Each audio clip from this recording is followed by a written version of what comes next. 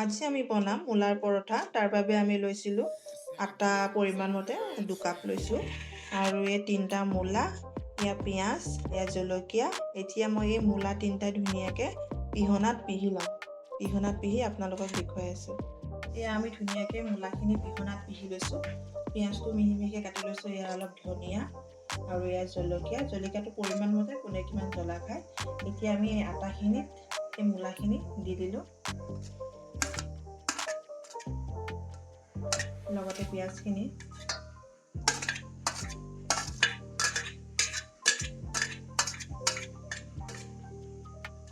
এতিয়া মই কাটি থোৱা জলকীয়াখিনি আৰু ধনিয়া। এতিয়া অকণমান মই বেকিং পাউডাৰ দিলোঁ, এইটো বেকিং পাউডাৰ, যাতে ৰুটিখিনি কোমল হয়। আধা চামুচ হালধি, আধা চামুচ জিৰা, এয়া আধা চামুচ ৰেড চিলি,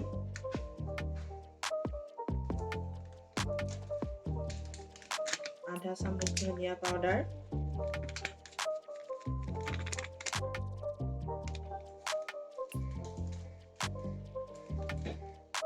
আৰু আধা চামুচ গৰম মছলা।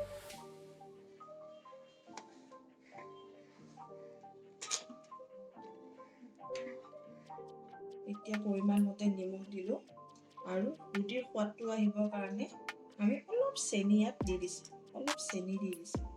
এতিয়া আমি গোটেইখিনি মিশ্ৰণ কৰি সানি ল'ম। এতিয়া আটাখিনি ধুনীয়াকৈ এনেকৈ মিহলাই লৈছোঁ, কিন্তু ইয়াত পানী দিয়া নাই। আমি পানী নিদিওঁ, মূলাৰ পৰা যিহেতু পানী ওলায়, সেই মূলাৰ পানীখিনি দি আটাখিনি ধুনীয়াকৈ মিশ্ৰণ কৰি লওঁ। তাৰে পিছত আমি ইয়াত পানী দিম।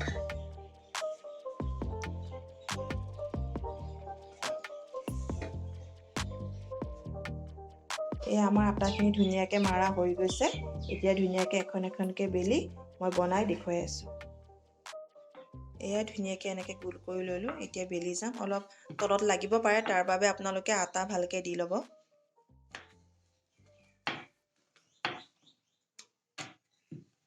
ইয়াতে বেলি ল'লোঁ।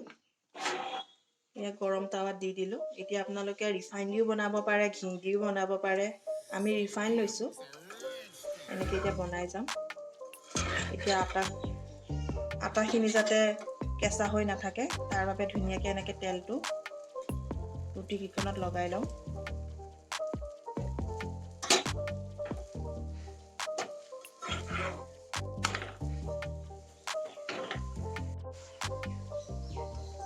এয়া পৰঠাখন ধুনীয়াকৈ ৰঙচুৱা হৈ আহিছে। এয়া আমাৰ মূলা পৰঠা হৈ গৈছে। এইখন মই এতিয়া নমাই থ'ম। তেনেকৈ মই কিমানখন লাগে তেনেকৈ বনাই আপোনালোকক দেখুৱাই আছোঁ। এয়া দুইফালে সিজি গৈছে, চাওকচোন। এয়া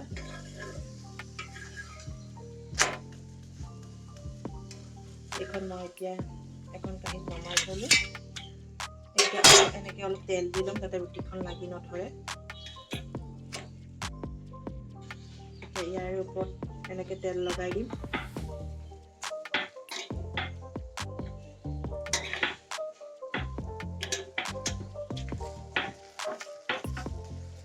কেতিয়াবা এনেকৈ মূলা দিও ৰুটি খাই ভাল লাগে। সদায়নো অকল আটা দিনো ৰুটি কিমান খাম।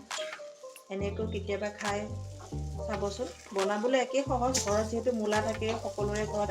আজিকালি ঠাণ্ডা দিন, মূলাৰ ছিজন।